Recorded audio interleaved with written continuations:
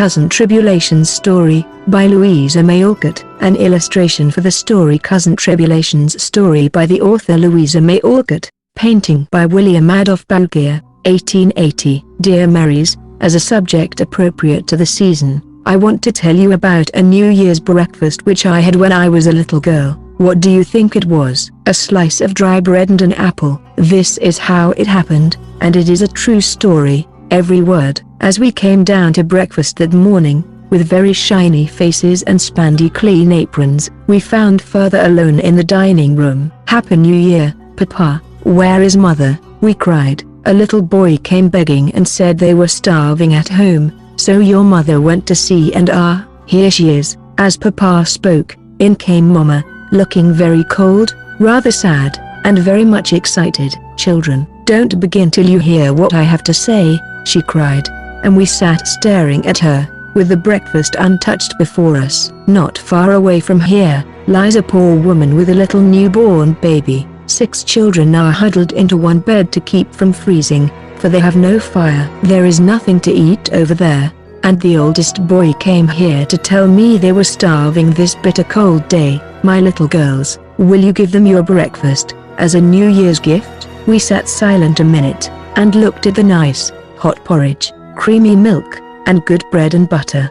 For we were brought up like English children, and never drank tea or coffee, or ate anything but porridge for our breakfast. I wish we'd eaten it up, thought I, for I was rather a selfish child, and very hungry. I'm so glad you come before we began, said Nan, cheerfully. May I go and help carry it to the poor little children? Asked Beth, who had the tenderest heart that ever beat under a pinafore. I can carry the lassie pot, said little May, proudly giving the thing she loved best, and I shall take all the porridge. I burst in, heartily ashamed of my first feeling. You shall put on your things and help me, and when he come back, we'll get something to eat, said Mother, beginning to pile the bread and butter into a big basket. We were soon ready, and the procession set out. First, Papa, with a basket of wood on one arm and coal on the other.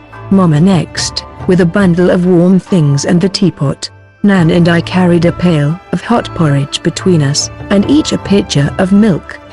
Beth brought some cold meat, May the lassie pot, and her old hood and boots, and Betsey, the girl, brought up the rear with a bag of potatoes and some meal. Fortunately it was early, and we went along back streets, so few people saw us, and no one laughed at the funny party. What a poor, bare, miserable place it was, to be sure. Broken windows, no fire, ragged clothes, wailing baby, sick mother, and a pile of pale, hungry children cuddled under one quilt, trying to keep warm. How the big eyes stared and the blue lips smiled as we came in. Ah, mein Gott, it is the good angels that come to us, cried the poor woman, with tears of joy. Funny angels, in woolen hoods and red mittens, said I, and they all laughed. Then we fell to work, and in 15 minutes, it really did seem as if fairies had been at work there. Papa made a splendid fire in the old fireplace and stopped up the broken window with his own hat and coat. Mama set the shivering children round the fire,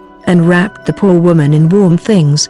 Betsey and the rest of us spread the table, and fed the starving little ones. Das ist gut. Oh, nice, der angel kinda, cried the poor things as they ate and smiled and basked in the warm blaze. We had never been called angel children before, and we thought it very charming, especially I who had often been told I was a regular Sancho.